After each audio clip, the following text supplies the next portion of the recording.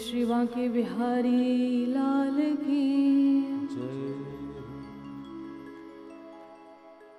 आगे की कथाओं को हम बहुत संक्षेप में सुनेंगे क्योंकि समय बहुत कम है और कथा बहुत ज़्यादा है।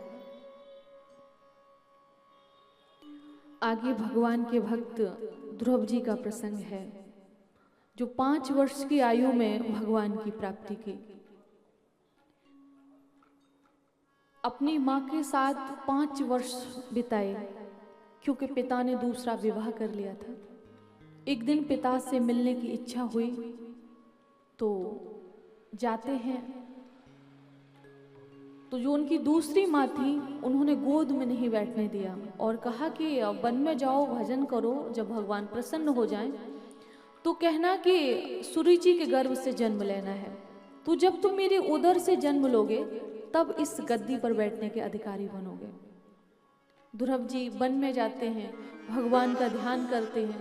5 महीने हुए हैं, अपने वृंदावन में ही ध्यान किया है। 5 महीने हुए तो भगवान को प्रकट होना पड़ा। ध्रुव जी आज बहुत सुंदर स्तुति भगवान की कर रहे हैं। योन्ता प्रविश्य मम वाचमिमां प्रसुप्तां संजीवयत्यखिल शक्तिधरा स्वधाम्ना अन्यांश्च हस्तचरण श्रवणत्वगादि प्राणान् नमो भगवते पुरुषाय तुभ्यं भक्तिं मुहुः प्रवहतां त्वयि मे प्रसंगो भूयाद् अनन्तमहताम् अमूलाशयानम् हीनाञ्जशोलवडमुरुं व्यसनं भवाब्धिं निस्से भवद्गुडकथा अमृतपानमत्ता। बहुत सुंदर भाव प्रस्तुत किया है। कहा कि प्रभु जब भगवान प्रकट हुए तो ध्रुव जी को बोलना नहीं आ रहा था कि क्या स्तुति का गान करूं। 5 वर्षीय बालक, भगवान ने शंख लिया, कपोल से स्पर्श कराया, उनको वेद वेदांत का ज्ञान हुआ और कहने लगे योन्तः प्रविश्य मम वाचमिमां प्रसुप्तां। आपने मेरे भीतर प्रवेश किया और मेरी सोई हुई वाणी को जगा दिया और आप मेरी नहीं अन्यांश हस्त चरण श्रवणत्वगादि प्राणा नमो भगवते पुरुषाय तुभ्यं कि संसार में बोलने की, देखने की, सुनने की, चलने की शक्ति आप प्रदान करते हो। मनुष्य को लगता है कि मैं बहुत बड़ा कलाकार हूं, लेकिन सच पूछा जाए अगर वो हाथ नहीं देता तो आप कलाकार नहीं होते। अगर उसने मुझे वाणी नहीं दी होती तो कथा का वाचन नहीं होता। अगर आपको श्रवणेंद्रिय अर्थात कान न दिए होते तो आप कथा को सुनने में सक्षम नहीं होते। तो ये उसकी अहेतु की कृपा है। पहला तो भारतवर्ष में जन्म दिया, दूसरा हमें मानव तन दिया और तीसरा कोई अंग भंग नहीं है। ये सबसे बड़ी कृपा है। तो कहा कि आप सोई हुई वाणी को आपने जगा दिया।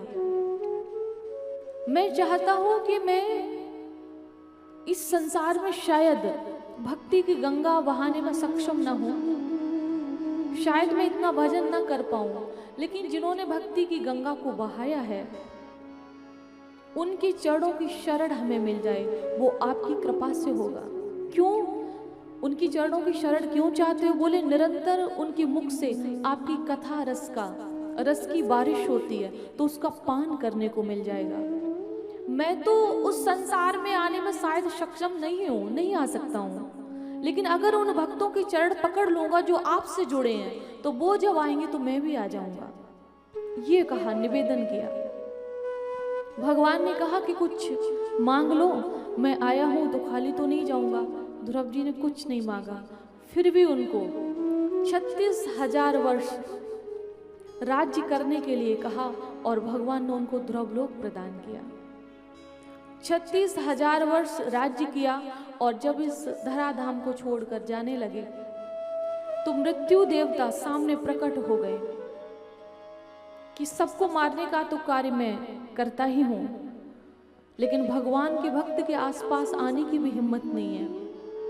आप अपना चरण हमारे शीश पे रखिए, तब भगवान की इस विमान पर बैठिए, ताकि हम कृतार्थ हो जाएं, हम धन्य हो जाएं। जिस मृत्यु से हम भयभीत हैं, आज वो मृत्यु ध्रुव जी के सामने हाथ जोड़ के खड़ी है। ध्रुव जी ने मृत्यु के शीश पे पैर रखा है और भगवान के पार्षदों के साथ विमान पर बैठे हैं और सीधा भगवत धाम जाने लगे। रास्ता में उनको याद आया कि जिस माँ की वजह से आज मैं इस काबिल बना हूं, मुझे ध्रुव लोक की प्राप्ति हुई है, वो तो उसी धरा पर रह गई है। माँ का बड़ा जीवन में रोल होता है, वात्सल्य से, करुणा से, दया से माँ भरी होती है। माँ के आंचल में जो सुख मिलता है वो संसार की किसी महल में आपको सुख नहीं मिलेगा। एक माँ है इस संसार में जो बच्चे से सबसे ज्यादा प्यार करती है। मैंने एक छोटा सा वाक्य सुना था कि स्वामी जी के पास, स्वामी विवेकानंद जी के पास एक व्यक्ति आया, तो उसने कहा कि संसार में माँ को सबसे बड़ा दर्जा दिया गया है, क्यों? माँ को इतना महान क्यों बताया गया है? क्या स्वामी जी मेरे इस प्रश्न का आप उत्तर देंगे? उन्होंने कहा हाँ देंगे। एक 2 किलो का पत्थर लो और उसे अपने पेट से बांध लो, 24 घंटे बाद आना, तब तुमको इस प्रश्न का उत्तर देंगे।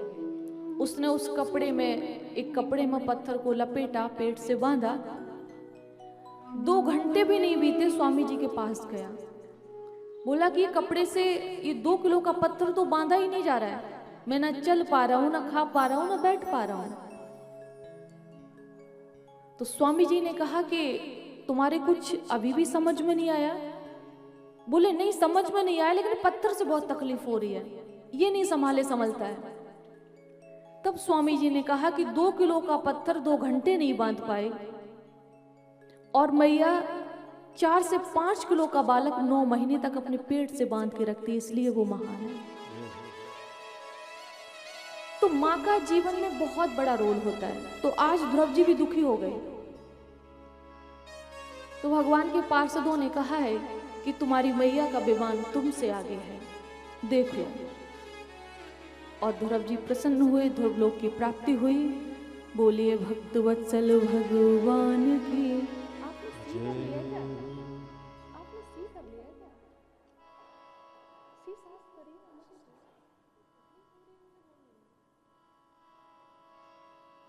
बोलिए भक्त वत्सल भगवान की। आगे ध्रुव जी के वंश में अंग राजा हुए हैं।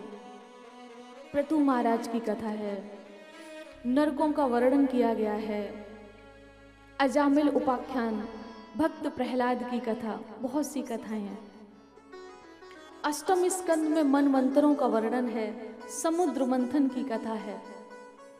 नवम स्कंद में श्री राम जी का जन्म होता है और 10वें स्कंद में भगवान श्री कृष्ण का।